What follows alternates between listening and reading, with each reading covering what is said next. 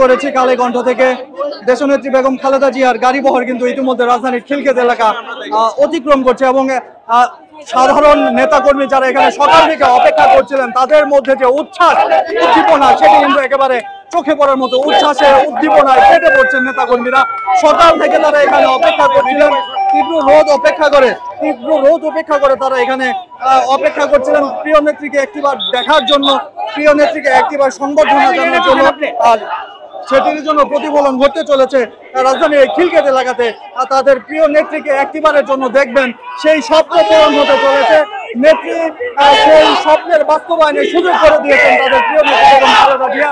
বেগম খালেদা জিয়ার গাড়িবহর এয়ারপোর্ট থেকে বিগত ঘণ্টাখানেক আগে বেরোলেও এয়ারপোর্ট থেকে খিলক্ষেত পর্যন্ত আসতেই কিন্তু সময় নিয়েছে 1 ঘন্টা।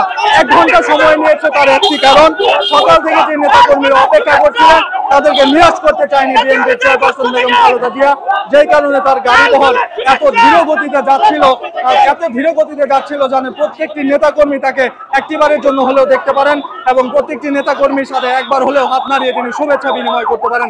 দর্শক, এই মুহূর্তে যুক্ত করেছি রাজধানীর খিলক্ষেত এলাকা থেকে। আপনারা দেখছেন কালেকণ্ঠে আমি রয়েছি। সঠিক প্যাড আর সঠিক তথ্য দিয়ে এসো সামলে নিব এক হয়ে মোনালিসা স্যানিটারি ন্যাপকিন।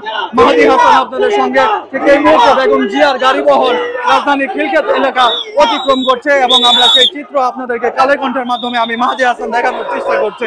দর্শক, বিএনপির চেয়ারপারসন বেগম খালেদা জিয়ার গাড়িবহর কিন্তু এই মুহূর্তে রাজধানীর খিলক্ষেত এলাকা অতিক্রম করছে এবং প্রত্যেকটি দলের প্রত্যেকটি নেতাকর্মী, সিনিয়র নেতাকর্মীরা গাড়িবহরে রয়েছেন এবং বেগম খালেদা জিয়ার গাড়িবহর এতটাই দ্রুতগতিতে যাচ্ছেন যেন প্রত্যেকটি নেতাকর্মীর সঙ্গে তার দেখা হয়, প্রত্যেকটি নেতাকর্মী যেন সুযোগ পায়